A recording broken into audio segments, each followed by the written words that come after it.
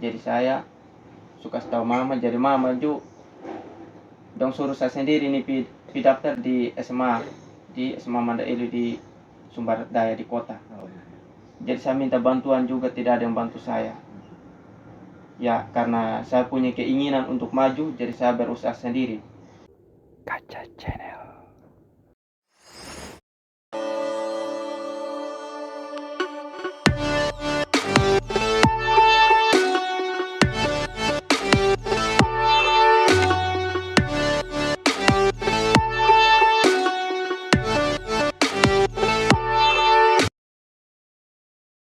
Halo saudara semua, kembali lagi bersama kami Kaca Channel.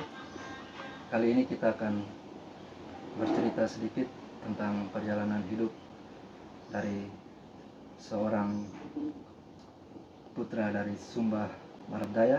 Tetapi sebelum kita lanjut, kita akan kembali setelah yang satu ini.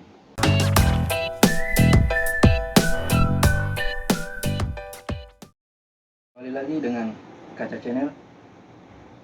Di sini kita telah bersama saudara yang bernama Agus Japaloka dari Sumba Barat Daya ya. Ya, Sumber Barat Daya, baik. Agus, kita akan berbagi sedikit pengalaman tentang perjalanan hidup. Mungkin mulai dari Sumba sana punya keinginan untuk datang kuliah di sini. Bisa cerita seperti apa perjalanannya dari setelah tamat dari sana, mulai keinginan untuk kuliah di sini seperti apa perjalanannya? Baik, terima kasih atas waktu dan kesempatan yang diberikan kepada saya. Saya menceritakan sedikit ini pengalaman saya waktu saya kecil dan sampai sekarang. Waktu saya SD, pergi sekolah rajin dan tiap hari jalan kaki terus karena ekonominya orang tua miskin. Habis itu saya tamat lagi SD, saya daftar lagi SMP. Habis itu ini SMP ini jauh sekali dari rumah saya. Kalau pergi sekolah ini 1 jam lebih baru sampai ke tujuan. Di pun jauh di sekolah hampir 2 kilo. Itu memang tidak ada kendaraan sama sekali ya? Tidak ada. Saya harus berusaha jalan kaki. Karena ekonominya orang tua kurang mampu, jadi saya tetap berusaha.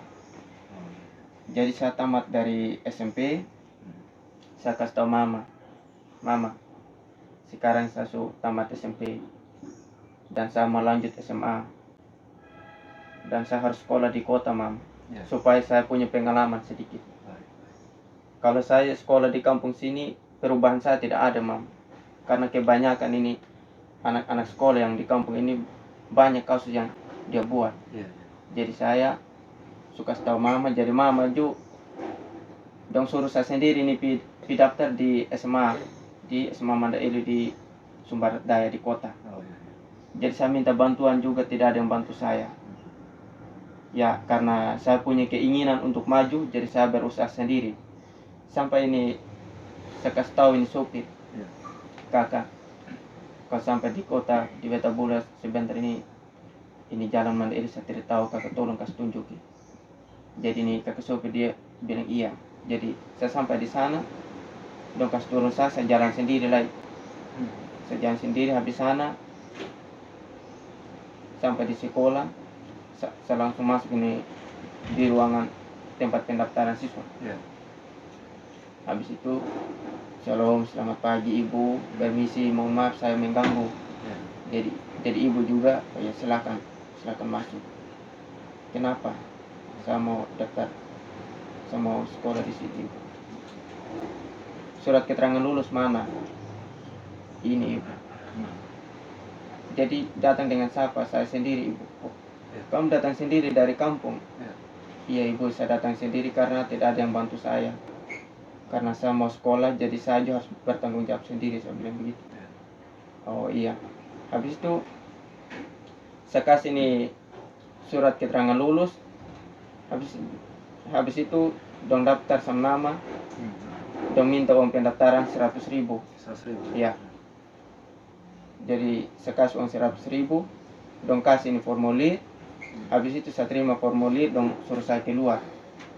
Habis ini tanggal sekian datang ini kumpul ini formulir, dibilang begitu. Jadi pas tanggal waktu itu saya pergi kumpul ini formulir. Habis itu pas tes di sana juga saya lulus di situ. Jadi saya mulai masuk di situ sampai saya tamat. Saya habis itu saya tamat SMA.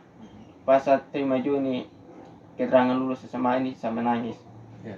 Kenapa saya menangis? Karena ekonominya orang tua sangat rendah. Dan banyak sekali nih yang lain ini orang tuanya pegawai, pejabat. Ya. Saya menangis, Bapak. Saya harus kuliah, Bapak. Walaupun Bapak tidak berpendidikan SD, tidak tamat SD, saya sebagai anak laki-laki, anak Bapak, dan saya juga harus kuliah. Jadi Bapak bilang iya. Kalau Anda punya keinginan ya kuliah saja. Saya harus berusaha kerja keras di kebun. Karena sang Bapak dan sang Mama petani.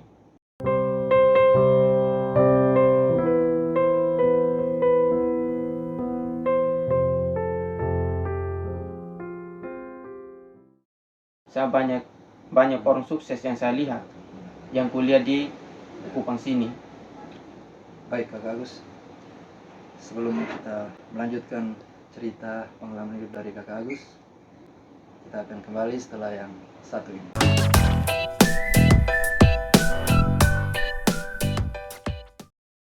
Saudara semua, kembali lagi di Kaca Channel.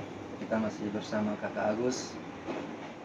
Kakak Agus, saya sedikit bertanya, setelah Kakak Agus tamat dari SMA di Sumba ya, dan keinginan untuk kuliah di Kupang sini, ya, itu kira-kira Kakak punya keinginan untuk kuliah di Kupang ini dengan kendala-kendala yang Kakak hadapi, itu pasti tidak mudah, ya kan? Ya. Tapi kenapa Kakak punya alasan, mungkin alasan sendiri bagaimana Kakak punya keinginan cita-cita untuk harus kuliah, itu seperti apa? Kenapa saya mau ingin kuliah? Karena orang tua saya tidak berpendidikan. Jadi saya harus berusaha kuliah supaya adik saya Ya, yang ber-SD sekarang supaya lihat kakak mau ingin maju, supaya mereka juga menjadi contoh. Ya. Harus sekolah supaya sama seperti kakak. Ya. Baik. Terus selama perjalanan kuliah sekarang sudah semester, Ya, memasuki semester 3. masuk semester 3 ya.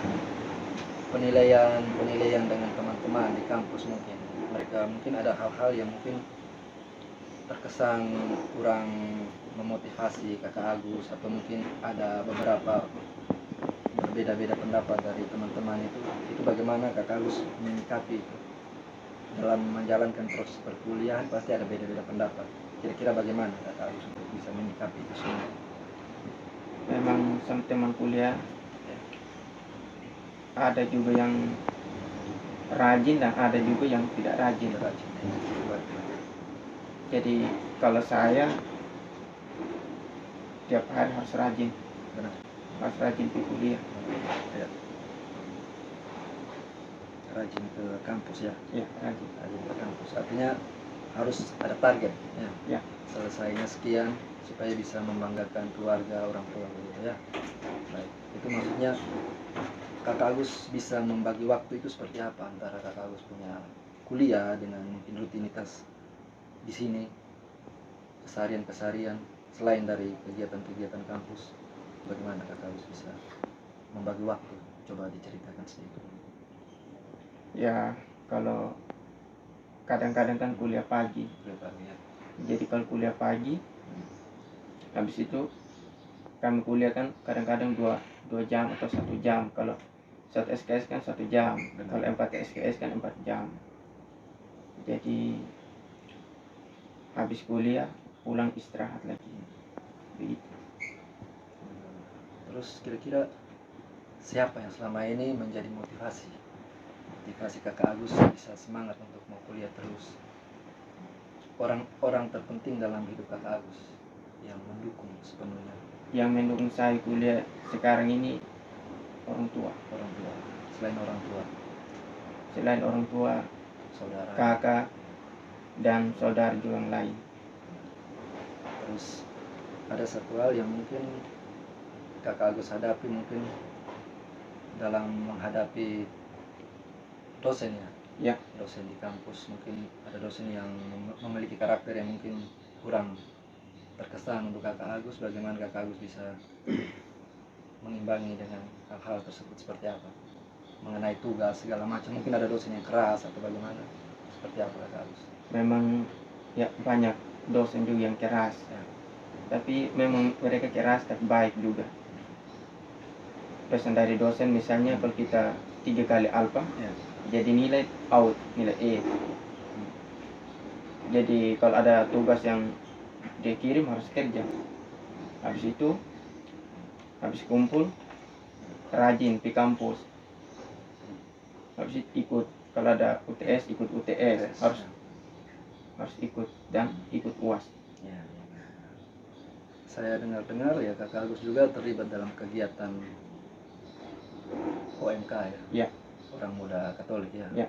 Nah, itu bagaimana kegiatan-kegiatan antara kegiatan di kampus dengan kegiatan orang muda Katolik seperti itu ada sisi nilainya seperti apa? Ya, sangat baik. Sangat baik. Ya.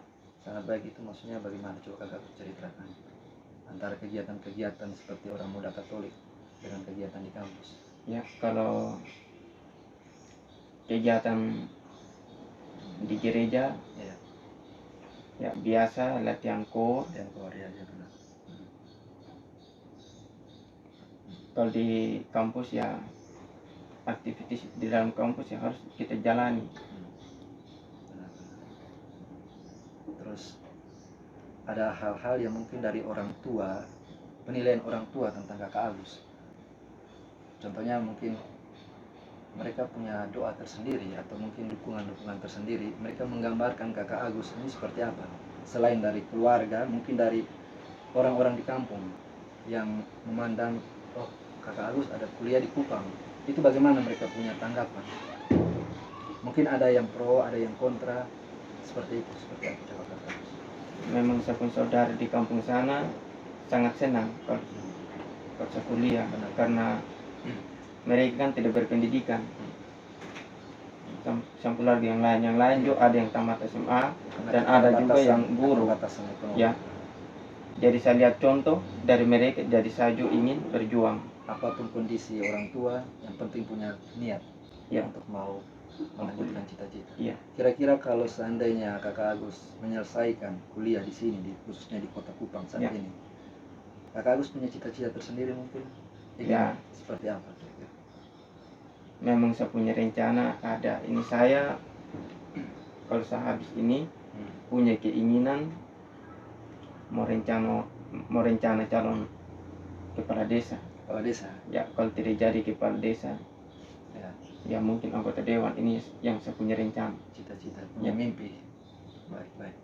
Artinya hal terbesar yang keinginan setelah kalau cita-cita itu kakak capai, kakak ingin membuat apa? Untuk mungkin punya keinginan untuk membangun desa lagi di Sumba sana atau apa? Kira-kira seperti kakak punya itu, keinginan dan cita-cita tersebut. Keinginan pertama ya untuk membantu masyarakat. Kalau saya jadi pemimpin ya untuk membantu masyarakat, lihat yang miskin dan yang tidak. Khususnya lebih ke daerah dulu ya. Lebih ke daerah dulu. Sekarang kita kan dalam proses kehidupan ini pasti ada jatuh bangun ya Kak Agus ya. Artinya selain kuliah, suatu saat pun Kakak Agus akan menemukan yang namanya pijakan hidup, dalam arti sebuah pekerjaan. Dalam pekerjaan itu, sebelum kakak mencapai itu, kira-kira hal terburuk apa yang tidak ingin kakak Agus dapatkan di dalam sebuah pekerjaan nantinya? Kira-kira apa satu hal keinginan yang kakak Agus tidak ingin untuk mencapai ke situ? Hal terburuk yang tidak ingin kakak Agus alami itu seperti apa? Contohnya seperti apa? Contohnya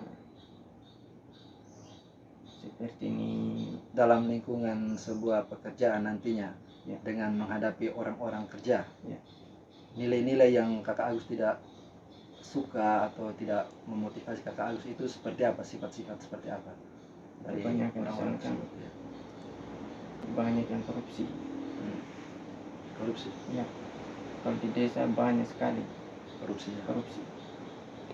Itu seperti apa yang kakak Agus alami? Korupsi itu contohnya seperti apa di desa ini? Misalnya kalau pencairan ADD ya, Ya. kalau pencairan ADD kan banyak masyarakat yang mengamuk. Di anggaran dana desa itu kadang kurang merata. Ya, karena kurang merata. Begitu. Benar. Ya, ada yang ke tempat lain, ada yang ke tempat lain, jadi kurang adanya kejujuran. Ya, Artinya seperti karena itu ya. tidak ada kejujuran. Kejujuran, benar. Baik. Di sini kita masih dengan Kaca Channel.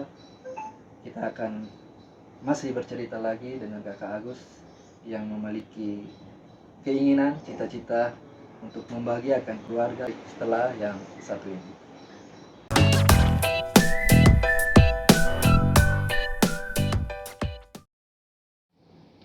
Halo saudara semua, kembali lagi di Kaca Channel. Dan kita masih bersama dengan kakak Agus. Kita telah mendengarkan sedikit cerita kisah perjalanan hidup dari kakak Agus, dari kampungnya di Sumba sampai datang di Kupang melanjutkan kuliahnya. Baik kakak Agus, kita masuk di pertanyaan-pertanyaan terakhir.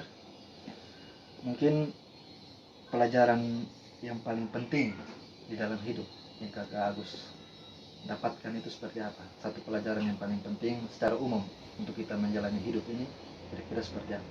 Kuliah. Ya, kuliah sampai selanjutnya kakak Agus menemukan sebuah pekerjaan untuk hidup selanjutnya itu seperti apa? Pelajaran utama yang kakak Agus petik. Selain untuk kakak Agus dan juga untuk saudara semua yang mungkin lagi menonton channel ini, seperti apa pelajaran yang untuk kakak Agus jalani dalam hidup? Ya, yang saya jalani hidup itu yang ya kita kuliah saya. Kuliah. Artinya dengan kuliah itu kita harus seperti apa?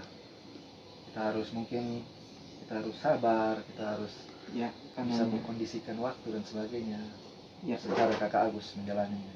kalau kuliah itu harus sabar, Ya, harus rendah hati. Jadi hanya itu saja. hanya itu saja. Baik kakak Agus, saudara semua, terima kasih atas waktu dan kesempatan bersama kakak Agus di Kaca Channel. Jadi yang paling penting dalam sebuah kehidupan itu kita harus sabar dan tabah apapun kondisinya ya kakak Agus ya. Kita bisa mencontohkan kakak Agus yang kondisi keluarganya susah tetapi memiliki niat dan tekad untuk mau berjuang, untuk mau kuliah di Kupang demi membahagiakan orang tua, saudara semua.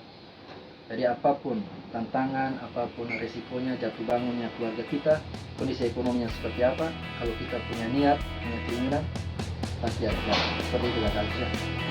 Terima kasih kakak Agus. Baik sahabat Kaca Channel semua, jangan lupa untuk nonton video-video kami selanjutnya, untuk like, subscribe, dan komen, dan pastinya akan yang lebih menarik dari kisah-kisah hidup perjalanan dari saudara-saudara yang lain. Terima kasih dan sampai jumpa.